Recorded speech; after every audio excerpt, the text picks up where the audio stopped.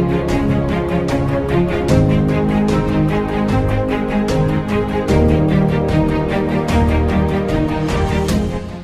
Students, तो आज का हमारा टॉपिक है एड्रीनल ग्लैंड। हम एनसीईआरटी से एड्रीनल ग्लैंड को पढ़ेंगे और समझेंगे कि एनसीईआरटी में क्या कुछ एड्रीनल ग्लैंड के बारे में दे रखा है। तो चलिए शुरू करते हैं। हमारा टॉपिक है adrenal gland. Our body has one pair of adrenal gland, one at the anterior part of each kidney. मतलब हमारे बॉडी में एड्रीनल ग्लैंड्स दो होते हैं, वन पेयर होते हैं, और इनका लोकेशन कहाँ है तो ये हर एक किडनी के एंटीरियर पार्ट पे पाए जाते हैं। क्योंकि हम जानते हैं हमारे बॉडी में दो किडनी होती हैं और उन दोनों ही किडनी के एंटीरियर पार्ट पे दो एड्रीनल ग्लैंड पाए जाते हैं। The gland is composed of two types of tissues. The centrally located tissue is called adrenal medulla and outside that lies adrenal cortex. यानी हम कह सकते हैं इस ग्लैंड में दो तरह के टिश्यू हैं, या कह सकते हैं कि इस ग्लैंड के दो पार्ट होते हैं।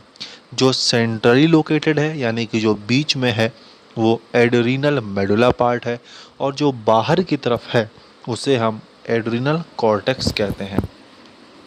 Under production of hormones by the adrenal cortex alters carbohydrate metabolism, causing acute weakness and fatigue, leading to a disease called Addison's disease.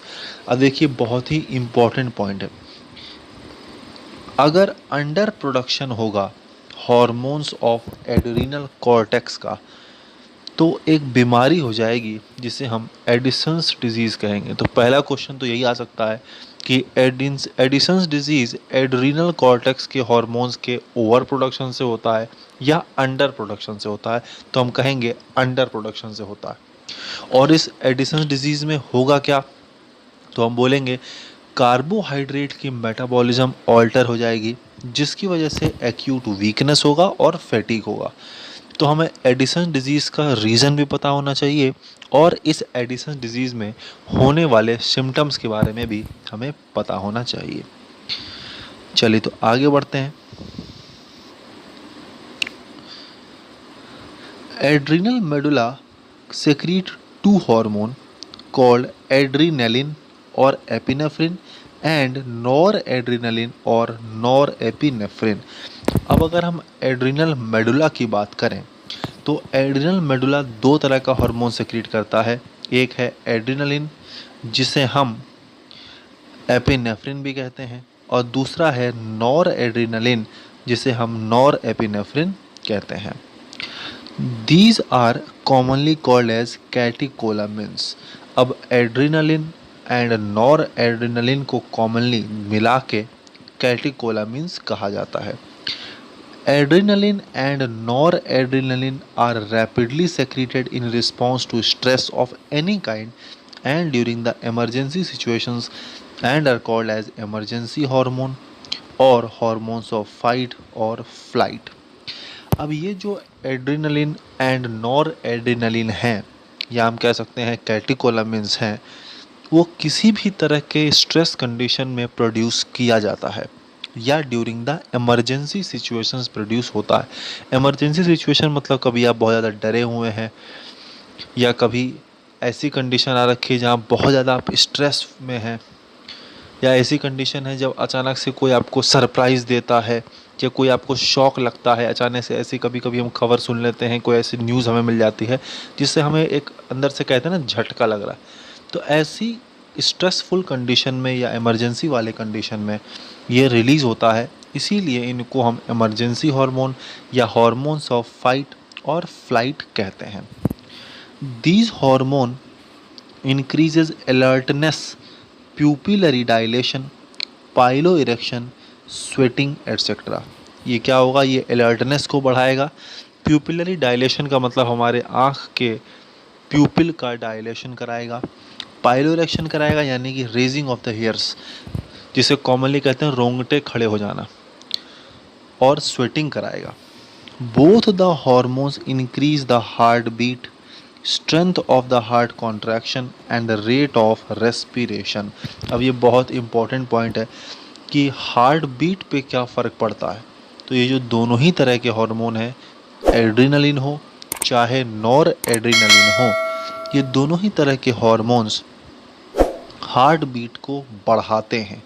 और जनरली क्वेश्चन अगर आता है हार्ट बीट को लेके, तो हमेशा हमें कन्फ्यूजन होता है कि अगर एड्रेनलिन बढ़ा रहा है तो नॉर एड्रेनलिन तो घटा ही रहा होगा, जबकि ऐसा नहीं है।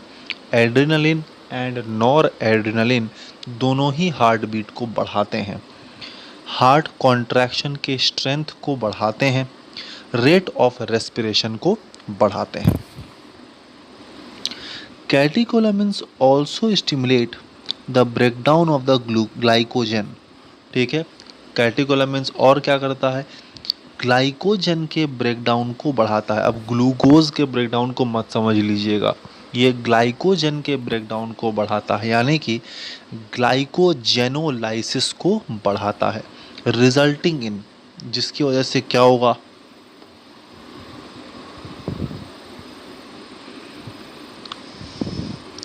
इंक्रीज्ड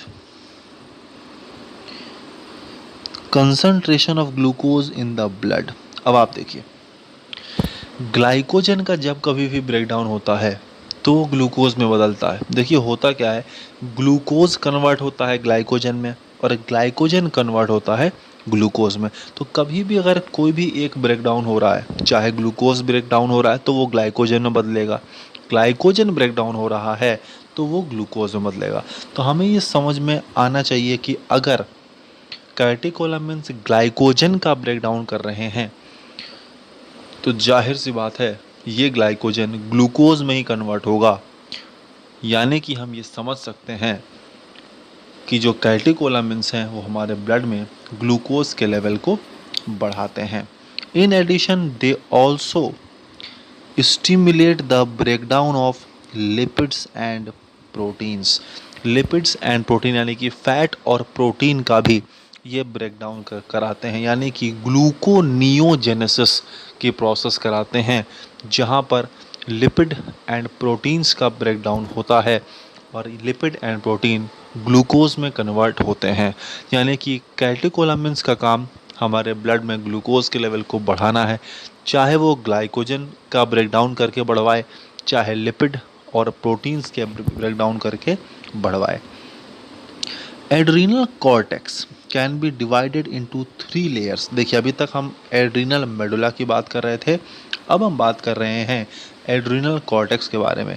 एड्रीनल कॉर्टेक्स के 3 लेयर होते हैं, called zona reticularis that is inner layer, zona fasciculata middle layer and zona glomerulosa that is outer layer. अब हमें पता होना चाहिए इनर लेयर कौन सी है, मिडिल लेयर कौन सी है और आउटर लेयर कौन सी है। Zona reticularis is the inner layer, zona fasciculata is the middle layer while the zona glomerulosa is the outermost layer.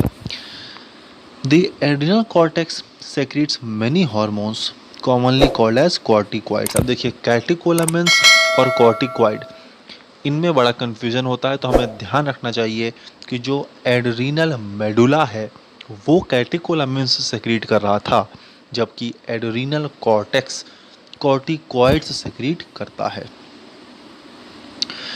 The corticoids which are involved in the carbohydrate metabolism are called as glucocorticoid। और हमारे body का जो cortisol है वो main glucocorticoid है। देखिए ऐसा corticoid जो कार्बोहाइड्रेट के मेटाबॉलिज्म में रोल प्ले करे वो ग्लूकोकॉर्टिकॉइड कहलाएगा, और हमारे बॉडी का जो मेन ग्लूकोकॉर्टिकॉइड है वो कॉर्टिसोल है। Corticoid which regulate the balance of water and electrolyte in our body is mineralocorticoid। और मेन मिनरलोकॉर्ड कौन सा है, मेन मिनरलोकॉर्टिकॉइड एल्डोस्टेरोन है। तो जो हमारे बॉडी में वाटर बैलेंस इलेक्ट्रोलाइट बैलेंस कराए वो मिनरलोकॉर्टिकॉइड है, जिसका एक मेन एग्जांपल हम याद रखेंगे एल्डोस्टेरोन। कार्बोहाइड्रेट का जो मेटाबॉलिज्म कराए वो ग्लूकोकॉर्टिकॉइड था और मेन ग्लूकोकॉर्टिकॉइड कॉर्टिसोल है।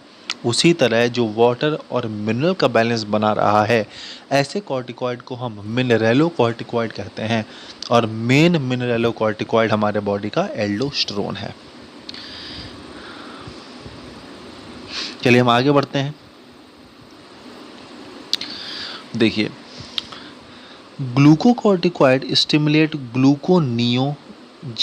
अब देखिए, ग्लूकोकॉर्टिकॉइड है वो ग्लूकोनियोजेनेसिस कराएगा, लाइपोलिसिस कराएगा एंड प्रोटियोलिसिस कराएगा। ग्लूकोनियोजेनेसिस का मतलब होता है लिपिड एंड प्रोटीन्स का conversion into the glucose. Lipolysis मतलब लिपिड का ब्रेकडाउन, प्रोटियोलाइसिस का मतलब प्रोटीन का breakdown. And inhibit cellular uptake and utilization of amino acids. ये ना सिर्फ ग्लूकोनियोजेनेसिस, लाइपोलिसिस एंड प्रोटियोलाइसिस करा रहा है, बल्कि सेल्स में भी एमिनो एसिड्स का यूटिलाइजेशन नहीं होने दे रहा है। Cortisol is also involved in maintaining the cardiovascular system as well as the kidney functions. Cardiovascular system को भी कॉर्टिसोल कंट्रोल करता है एज वेल एज किडनी के फंक्शन को भी करता है। Glucocorticoid particularly the cortisol produces anti inflammatory reactions and suppresses the immune response. Immune response को भी कौन कंट्रोल करता है? इम्यून रिस्पॉन्स को भी कॉर्टिसोल कंट्रोल करता है। Cortisol stimulate the RBC production. RBC का भी प्रोडक्शन कराता है, यानी कि ये क्या कराता है? हमारे ब्लड में आरबीसी के लेवल को बढ़ाता है, यानी कि हम कह सकते हैं ये ब्लड का फॉर्मेशन भी करता है। ठीक है, आप कमेंट करके मुझे बताइएगा कि आरबीसी के प्रोडक्शन को क्या कहा जाता है। Production of RBC is called as, ये आपको कमेंट करके बताना है। Aldosterone act mainly at the renal tubule, stimulate the resorption of sodium ion and water and excretion of potassium and phosphate ion। देखिए, अगर हम बात करें एल्डोस्टेरोन का, जो कि हमारे बॉडी का मिनरलोकॉर्टिकॉइड है, वो मेनली रीनल ट्यूब्यूल्स पे एक्ट करता है, सोडियम और वाटर का एब्जॉर्प्शन कराता है और पोटेशियम एंड फॉस्फेट आयंस का एक्सक्रीशन कराता है। दस aldosterone help in the maintenance of electrolyte, body fluid volume, osmotic pressure and the blood pressure. जाहिर सी बात है, जो आयंस का एक्सचेंज करा रहा है, जो आयंस का रेगुलेशन हमारे बॉडी में कर रहा है, फ्लूइड वॉल्यूम का रेगुलेशन कर रहा है, वो ब्लड प्रेशर को तो कंट्रोल करेगा ही।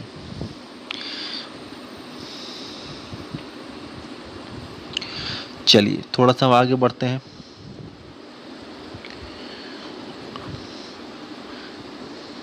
Small amount of androgenic steroids are also secreted by the adrenal cortex, which play a role in the growth of the axial hairs, pubic hairs and facial hair during the puberty। Basically देखिए, नाम नहीं दे रखा है, नाम इन्होंने सिर्फ glucocorticoid और mineralocorticoid का मेंशन कर रखा है। सेक्स कॉर्टिकॉइड की बात हो रही है, जो लास्ट लाइन में यहाँ कह रखा है ना कि small amount of androgenic steroid also secreted by the adrenal cortex, ये बेसिकली सेक्स कॉर्टिकॉइड की बात कर रहा है, जो कि एक्सियल ग्रोथ, प्यूबिक हेयर का growth, facial hair during the puberty बढ़ाता है।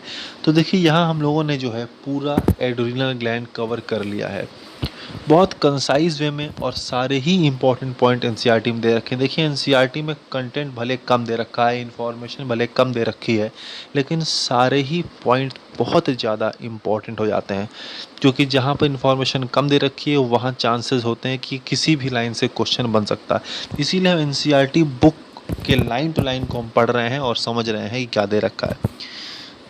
मुझे उम्मीद है कि इन वीडियो से आपको नीट के प्रिपरेशन में हेल्प मिल रही होगी। अगर मिल रही है तो चैनल को सब्सक्राइब कर लीजिए, बेल आइकन को प्रेस कर दीजिए, क्योंकि इसी तरह के कई इंटरेस्टिंग और इम्पोर्टेंट लेक्चर्स हम आपके लिए लाते रहते हैं।